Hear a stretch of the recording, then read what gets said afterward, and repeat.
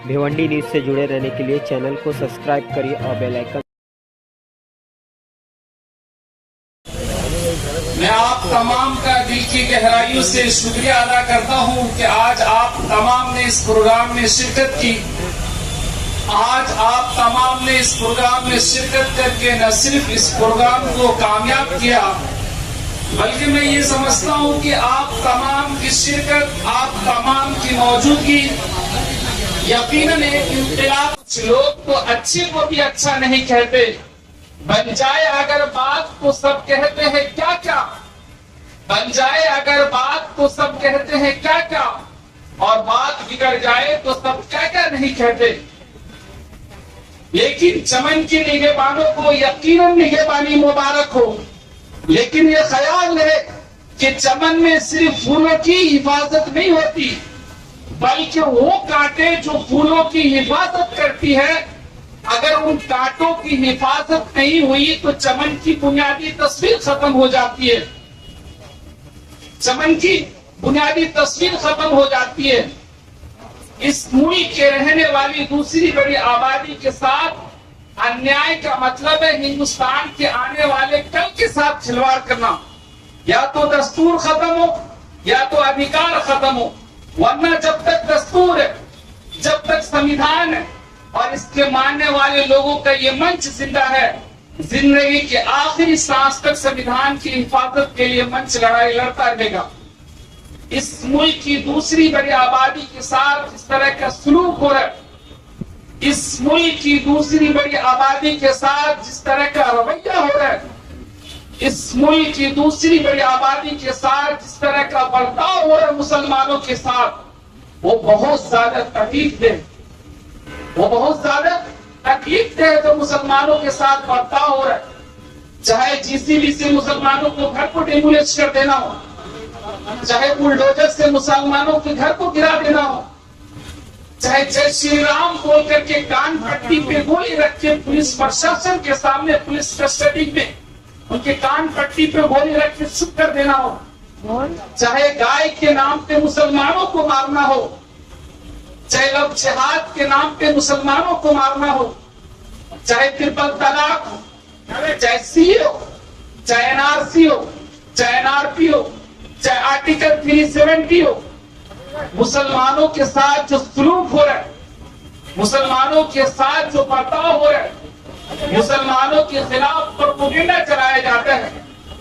जो लोग खुलेआम कहते घर वापसी होगी, जो लोग खुलेआम कहते हम इतने लोगों को कन्वर्ट कर देंगे, जो लोग खुलेआम कहते कि मुसलमान बहन बेटी से शादी करके उसको हिंदू बनाएंगे, मुसलमानों के खिलाफ जो साजिश रची जा रही है, बात बात में उनको कहा जाता है कि पाकिस्तान चले जाओ, मॉब लिंचिंग, राइजिंग, जिसकी वजह से आप समझते हैं कि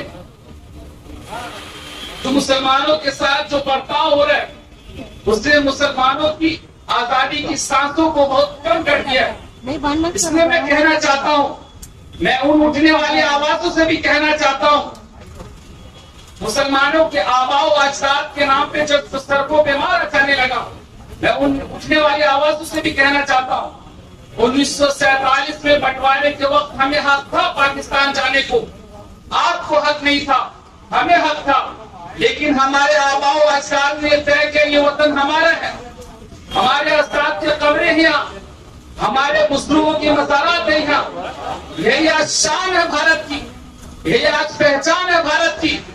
वही लोग गद्दार हो गए, उन्हीं के नाम लेकर सड़कों पे मारा जाने लगा, उन्हीं के नाम लेकर सड़कों पे मारा जाने लगा। हम अपने खुशी से रुके थे, हमें कोई जोर जबरदस्ती से नहीं रुका था। जो अपने खुशी से रुके थे उनके लिए आज भी ये कहा जाता है, वंदे मातरम नहीं कहोगे, या भारत माता की जय नहीं कहोगे, या जय श्री राम नहीं कहोगे, उन्हें भारत में रहने का अधिकार नहीं होगा। बहस वंदे मातरम की नहीं है, या जय श्री राम की नहीं है, या भारत माता की जय की नहीं है। अगर सुप्रीम कोर्ट की बात करूं तो सुप्रीम कोर्ट ये कहता है वंदे मातरम के लिए किसी को मजबूर नहीं किया जा सकता, किसी भी मजहबी स्लोगन के लिए किसी को मजबूर नहीं किया जा सकता। सबसे बड़ी अदालत वो है कि अब तक किसी साजिश में शामिल भी नहीं हम, खामोश है लेकिन कभी गाफिल भी नहीं हम। क्यों देखते हो शक्ति हमेशा ही नजर से, इस देश में बापू के कातिल भी नहीं हम। इंसाफ सदा हमने किया हमेशा, इंसाफ तो सदा हमने किया हमेशा, झूठे इंसान के आदी भी नहीं हम। हनी प्रीत बाबा राम रहीम को नर्क में ले गई और आपकी मनी प्रीत देश को नर्क में ले गई। देश के 2-3 लोगों से देश लुटवा दिया तुमने, नौकरियों का दिलासा देकर नौकरियों की आस छीनी तुमने, नौजवानों को नौकरियों का दिलासा देकर नौकरियों की आस छीनी तुमने। जब सवाल उठा देश में तो मुसलमानों का नाम ले लिया तुमने, हिंदू मुसलमान कर दिया तुमने। देश के प्रधानमंत्री ने वादा किया था 15 लाख रुपए का, देश के प्रधानमंत्री ने वादा किया था 2 करोड़ नौकरियों का, देश के प्रधानमंत्री ने वादा किया था सबका साथ सबका विकास का, देश के प्रधानमंत्री ने वादा किया था किसानों की समस्या को सॉल्व की जाएगी, देश के प्रधानमंत्री ने वादा किया था किसानों को समस्या को सॉल्व की जाएगी, देश के प्रधानमंत्री ने वादा किया था किसानों को आमदनी को दुगनी की जाएगी, देश के प्रधानमंत्री ने वादा किया था बुलेट ट्रेन चलाने का। कहाँ गए वो वादे, वो कसम, वो इरादे। जब देश के प्रधानमंत्री से नौकरी मांगते हैं तो देश के प्रधानमंत्री नौकरी देने से इनकार नहीं करता। मैं आप सबको एक बात बताना चाहता हूँ, बादशाह झूठा नहीं होता और जो बादशाह हो वो झूठा नहीं होता। कि ऐसे ख्वाब न दिखा मुझको, दिन है कहा तेरे अच्छे बतला मुझको, तेरे वादे ये सिर्फ वादे है, तू फरेबी है बतला मुझको। प्रधानमंत्री से जब भूखे पेट रोटी मांगते हैं, जब रोती हुई माओं की आंसू अपनी बच्चों की जिंदगी मांगती है, जब गोरखपुर की महिलाएं अपने मासूमों की लाशों को हाथ में लेकर उनकी लाशों का हिसाब मांगती है, तब प्रधानमंत्री कहते हैं रुक जाओ। तब पूरा हिंदुस्तान सहम सा जाता है, तब पूरा हिंदुस्तान खामोश हो जाता है। जब आप प्रधानमंत्री से नौकरी मांगते हैं तो प्रधानमंत्री नौकरी देने से इनकार नहीं करता। प्रधानमंत्री जी कहता है पहले इस देश की जो बड़ी आबादी है उससे निपटने दो, फिर तुम्हारे समस्या का हल करेंगे। हर समस्या का हल, हर दर्द की दवा, हर जख्म का मरहम आरएसएस और भारतीय जनता पार्टी के पास बस मुसलमान और मुसलमान है। तूने नफरत का जो बाजार सजाया हुआ है, तू ये कहता है कि मुसलमान बनाया हुआ है। आजा दिल चीर के दिखलाऊं वतन का नक्शा, मेरे भारत मेरे सांसों में समाया हुआ है।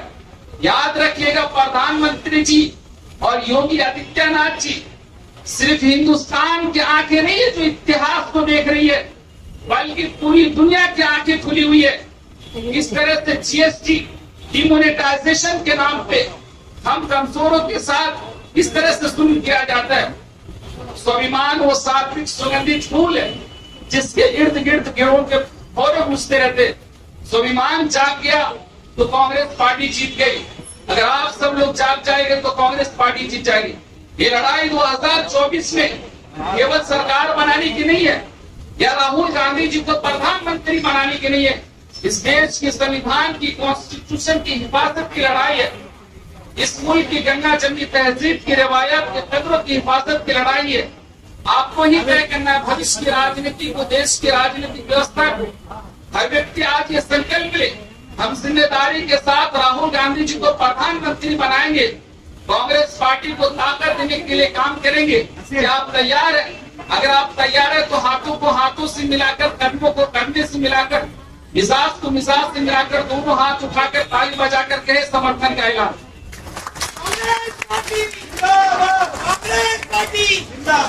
मैं इन्हीं बातों के साथ मैं अपने बात को खत्म करता हूँ और ये दुआ करता हूँ खुदा ताला से सबके घर में सुख हो, समृद्धि हो, शांति हो। शेर के साथ अपनी बात को खत्म करता हूँ। किताब सादा रहेगी कब तक, कभी तो बाब आगाज होगा। जिन्होंने बस्तियां को उजाड़ डाली, कभी तो उनका हिसाब होगा, कभी तो उनका हिसाब होगा। शुक्रिया, जय हिंद, जय भारत।